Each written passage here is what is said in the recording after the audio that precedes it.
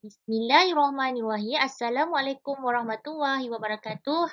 Hai anak-anak, apa khabar semua sihat? Cikgu harapkan semua dalam keadaan yang baik dan juga telah bersedia. Hari ini kita akan masuk kepada tajuk subtopik 1.2 iaitu leraian daya. Kalau sebelum ini anak-anak belajar tentang daya paduan. Okey, kita nak tambah daya-daya yang ada membentuk daya paduan.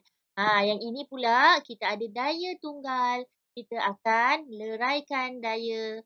Tapi ada syarat-syaratnya. Jom kita lihat. Pertama sekali kita lihat maksud leraian daya.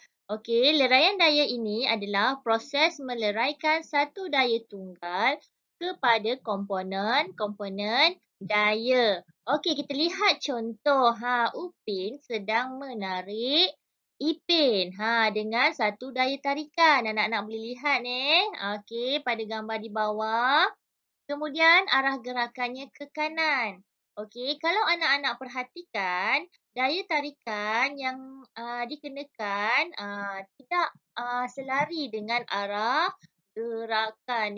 Jadi, di sini daya tarikan yang bertindak ke atas Ipin boleh dileraikan kepada dua komponen serenjang, satu menegak dan satu mengufuk. Kalau menegak tu kita panggil paksi Y lah. Kalau mengufuk kita panggil paksi X. Okey, komponen menegak ini bertujuan untuk mengimbangi berat berat Ipin manakala komponen mengufuk dapat mengatasi daya geseran dan menggerakkan budak ke arah kanan. Kita akan bincang seterusnya di slide yang seterusnya lah. Okey, ini yang cikgu sebutkan tadi Daya kita boleh pecah kepada dua komponen iaitu satu X, komponen X iaitu mengufuk dan satu komponen Y, satu lagi menegak.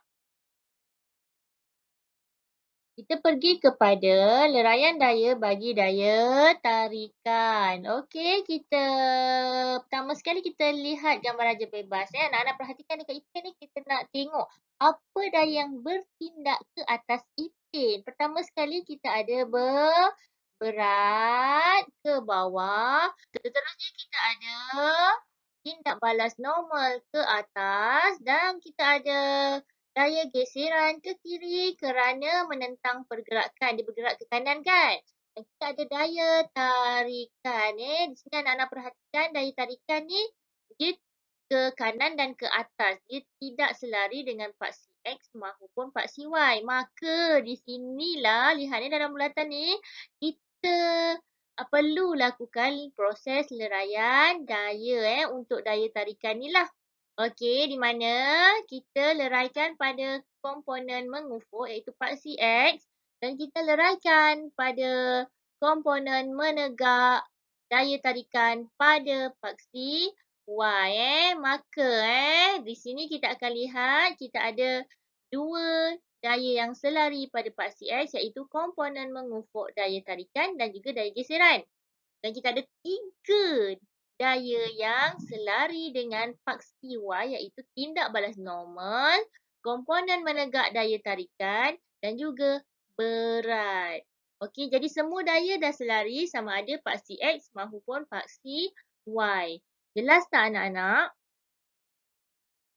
Okey, kita lihat dulu sukuan-sukuan bulatan di mana terlibatnya leraian daya yang kita lakukan. Okey, untuk pengetahuan berdasarkan pengetahuan anak-anak daya adalah kuantiti vektor. Jadi dia ada melibatkan arah kan. Jadi anak-anak kena tahulah bila leraikan tu sama ada daya mengufuk tu negatif ke positif. Dan komponen daya bagi yang menegak tu positif atau negatif. Jadi kita lihat kita refer kepada sukuan lah. Pada sukuan yang pertama, di mana kita ada X positif, Y positif. Jika berlaku leraian daya menunjukkan arah sukuan pertama di kawasan yang sukuan pertama, maka X positif, Y juga positif. Sukuan kedua, X negatif, Y positif. Sukuan ketiga, kedua-duanya negatif, X dan Y. Dan sukuan yang keempat, X positif dan Y negatif. Nanti kita akan pergi kepada contoh, baru anak-anak akan lebih jelas lah. Okey, kita lihat 4 situasi. Situasi yang pertama, okey, ada daya yang bertindak ke atas boks kuning ni. Boks kuning ni. Jadi dayanya ke atas dan ke kanan ni, ke kanan dan ke atas. Jadi macam mana kita nak leraikan anak-anak? Lukis komponen mengufuk dan komponen menegak. Okey, dan anak-anak akan dapat lihat ni, dia akan membentuk segi segi empat jadi anak-anak tengok anak panah yang berwarna merah ini adalah komponen mengufuk bagi uh, daya tersebut dan anak panah coklat ni komponen mengufuk bagi komponen menegak bagi daya tersebut. Okey, situasi yang kedua pula Okey, yang ini ke kiri dan ke atas. Okey, ini berada pada sukuan yang kedua. Kalau tadi yang pertama, kedua-dua X dan Y positif. Ini kita leraikan macam mana? Okey, kita ada yang warna merah tu komponen mengufuk iaitu X. Ini nilainya negatif lah nanti. Dan kita ada komponen Y komponen Y bagi daya tersebut, komponen menegak yang ini nilainya positif. Manakala kes yang ketiga kita lihat yang ini sukuan yang keempat kan.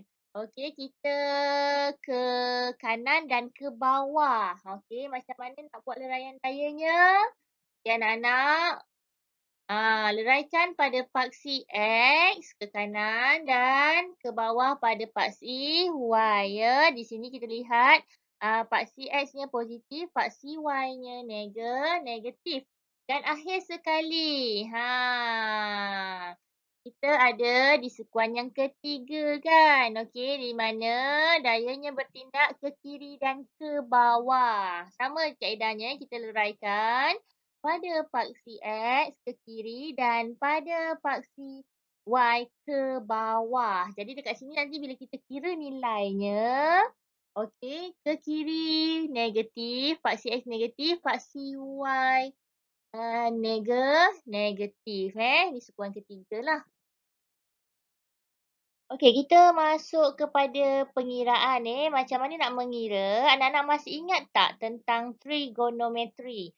Harap-harap anak masih ingat. Kalau tak ingat, tolong buka buku teks Maths lah. Anak-anak kena recall balik sebab kita memang akan gunakan trigonometri tapi tak yang bukan yang susah yang mudah sahaja untuk menyelesaikan masalah leraian daya. Okey, anak-anak lihat. Segitiga bersudut tegak di bawah. Okey, di sini kita ada satu sudut, sudut X kan. Okey, dan kita ada sudut tegak di O Okey, kalau anak-anak ingat kita ada tiga iaitu sin theta, cos theta dan tan theta. Sin. Okey, sin macam mana nak kira sin pada menggunakan gambar rajah segitiga ni? Okey. OY bahagi XY iaitu yang setentang bahagi hipotenus Okey. Untuk cos pula kita ada OX bahagi XY di mana yang bersebelahan bahagi dengan hipotenus. Okey, dan juga kita ada tan iaitu tan OY per OX iaitu yang setentang bahagi yang bersebelahan Harap-harap anak ingat sin, cos dan tan. Inilah macam mana nak mengiranya. Okey, kita terus kepada leraian daya Contoh dia lah. Okey, leraian daya kepada dua komponen daya bagi objek yang bergerak pada arah yang tidak selari dengan arah tindakan daya Ni yang contoh yang pertama, gambar seorang wanita sedang mengenakan daya ke atas mop pada sudut 60 darjah dan daya sebesar 32 Newton. Jadi anak-anak ini cikgu lukiskan daya yang dikenakan ke atas mop oleh wanita tersebut. Daya ini tidak selari pada paksi X maupun pada paksi Y. Jadi kita perlu lakukan leraian daya ya. Okey, ke kiri bagi paksi X. Nak tengok warna merah tersebut. Dan ke bawah bagi paksi Y. Sekarang yang warna merah itu adalah komponen mengufuk bagi paksi minta maaf, komponen mengufuk bagi daya tersebut dan warna coklat tersebut adalah komponen menegak bagi daya tersebut di mana sudut di atas itu adalah 60 darjah. Okey, ini gambar raja leraian yang kita lukis tadi. Okey, jadi dekat sini anak-anak kena create satu segitiga bersudut tegak. Anak-anak boleh pilih kalau anak-anak perhatikan sini kita ada atas, segitiga bersudut tegak atas ataupun bawah. Okey, kalau cikgu-cikgu gunakan yang atas sebab cikgu tengok direct sudutnya ada ke atas ni, tapi tak ada masalah kalau anak-anak nak buat create di bawah. Anak-anak gunakan ilmu matematik anak-anak di mana sudut 60 di sini bersamaan dengan sudut 60 di bawah lah sudut berselang-selikan. Okey, cikgu akan buat dulu segitiga bersudut tegak di atas. Gambar ni. Okey, jadi dekat sini cikgu lukiskan segitiga anak-anak tolong guna pembaris Okey, di sini ada sudut 60 darjah. Okey, 32 pada dia punya hipotenus. Jadi, cikgu nak labelkan. Okey, untuk paksi mengufuk, cikgu nak labelkan sebagai A. Okey. Dan paksi menegak, cikgu akan labelkan sebagai B. Okey, jadi kalau kat sini ke kiri kan? Ke kiri jadi cikgu terus label sebagai negatif A, mudah. Dan ke bawah cikgu labelkan sebagai negatif B. Cikgu letakkanlah ke kiri dan ke bawah tu negatif. Jadi senang. Jadi anak-anak tak tinggallah untuk pengiraan jawapannya nanti. Jawapannya tak tertinggal. Jadi di sini kita akan lihat. Okey. Untuk kita selesaikan A dulu, dia bersebelahan kan. Jadi bila bersebelahan, kita gunakan cos.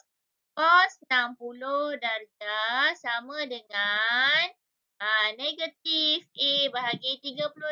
Manakala kita akan dapat A adalah negatif 32.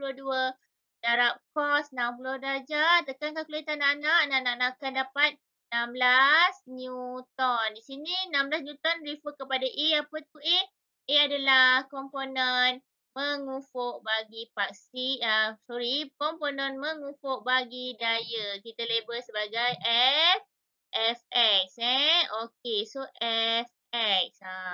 Fx sama dengan 16 Newton. Ada yang tertinggal tak kat situ? Apa yang tertinggalnya? Tertinggalnya adalah negatif. Okey. Kita terus kepada paksi Y pula. Kita nak lihat berapa nilai bagi komponen menegak. Okey, negatif B setentang. Jadi kita tahu kita gunakan C C 60 darjah adalah bersamaan negatif B bahagi 32. Maka B adalah negatif 32 sin 60 darjah. Cuba nak tekan dapat berapa? Okey, sama tak dapat dengan cikgu iaitu negatif 27.713 Newton. Di mana B ini refer kepada komponen menegak iaitu Fy. Senang kan anak? Jelas tak? Kita pergi kepada contoh yang kedua. Kita lihat contoh ni dah melibatkan sata condong di mana seorang budak lelaki sedang duduk di atas papan gelongsong. Budak lelaki ni beratnya 300 Newton. Papan tersebut bersudut 50 darjah daripada permukaan tanah. Kalau tadi kita tengok permukaannya semua melibatkan satah yang mendatar ataupun satah mengufuk. Yang ini dia dah ada satah condong daripada permukaan tanah lah. Okey, di sini anak-anak perlu tahu bahawa kita nak menentukan paksi X atau paksi Y. perlu berdasarkan kepada permukaan satah. Kalau macam ni, paksi X-nya condonglah macam satah tu macam satah gelongsor tersebut. Dan paksi Y-nya pula bersudut 90 darjah dengan paksi X Okey, di sini cikgu letakkan yang berbola biru ni sebagai budak lelaki tersebut beratnya ke bawah terus. Kemudian cikgu nak leraikan berat ni pada komponen X dan komponen Y. Anak-anak lihat komponen X, warna merah tu anak panah ke kanan dan komponen Y, komponen menegak, anak panah coklat ke bawah. Dan kita nak lihat pula sudut. Di dalam ni belum ada sudut. Kita nak tentukan di mana letaknya sudut. Kalau anak-anak perhatikan dekat gambar ni, sila lihat gambar ni pula. Cikgu nak lukis gambar rajah jasad dekat sini supaya anak-anak boleh tengok di mana sudut 50 darjah tu duduk. Okey, so ni paksi X, paksi Y bersenjangan paksi X berat adalah ke bawah. Kalau anak-anak perhatikan di situ ada sudut 50 darjah kan. Jadi dekat sini anak perhatikan di bawah ni ada sudut 50 darjah di sini. Okey. Mata tengok Lepas tu di bawah ni ada segitiga juga. Di mana sini segitiga bersudut tegak di sini sudutnya 90. Maka sudut di atas ini adalah 40 darjah. Dan sudut di sebelah ini adalah bersamaan dengan 90 tolak 40 iaitu bersamaan dengan 50 darjah. Maka sudut 50 darjah kita akan dapat nanti dekat mana ni? Dekat dalam kotak ni. Di situ sudut 50 darjah. Okey, jelas tak anak-anak? Ini kita lukis dulu gambar rajah leraian daya. Sekejap lagi kita nak mengira daya pada paksi mengufuk dan pada paksi menegak bagi berat murid berat budak tersebut Terus ni gambar raja leraian daya yang telah kita buat tadi kan. Okey, kalau nak selesa anak-anak boleh pusingkan macam yang kat bawah tu. Tegakkan dia tapi jangan salah pusinglah. Okey, cikgu terus pilih untuk melukis segitiga bersudut tegak Cikgu ambil yang belah kiri Okey, so ada berat dia terus ke bawah.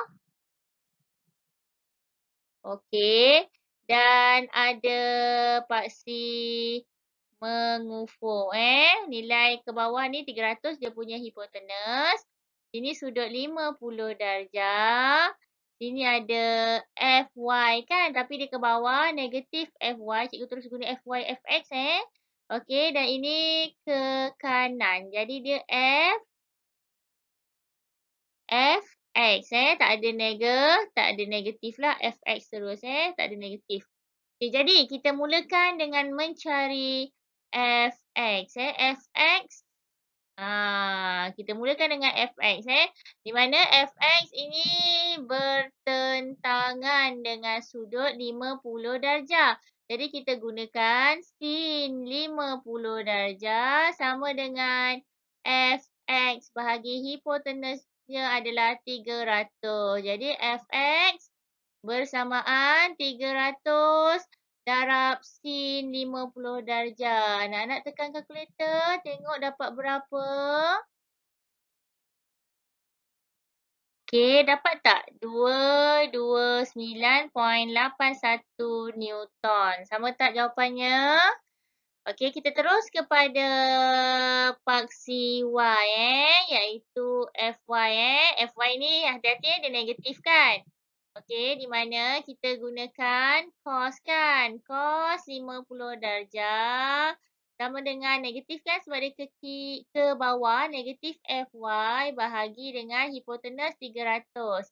Jadi negatif Fy bersamaan 300 darab cos 50 darjah. Jadi anak-anak boleh kira berapa nilai jawapannya lah. Okey, dapat negatif 192.84 Newton Jadi kat sini kita dapatlah tulis jawapan Jawapan last Fx adalah 229.81 Newton, 229. Dan Fy adalah negatif 192.84 Newton. Okey, mudah kan? Okey, cikgu tambah sikit ni anak-anak sebenarnya boleh semak jawapan anak-anak sama ada betul tak buat leraian daya tersebut. Okey, kita semak kita semak yang pertama tadi tu di mana kes yang seorang perempuan mengenakan daya ke atas mop kan. Anak-anak dapat dia punya Fx adalah negatif 16 Newton kan. Manakala Fy anak-anak dapat negatif 27.713 Newton. Kita boleh semak sebenarnya kita boleh semak menggunakan teorem Pythagoras di mana daya yang paduan tadi tu yang di tengah yang daya asalnya tadi tu adalah bersamaan dengan punca kuasa 2 Fx kuasa 2 tambah Fy kuasa 2. Kita gunakan teorem Pythagoras. Contohnya lah kalau cikgu lukis segitiga bersudut tegak ni.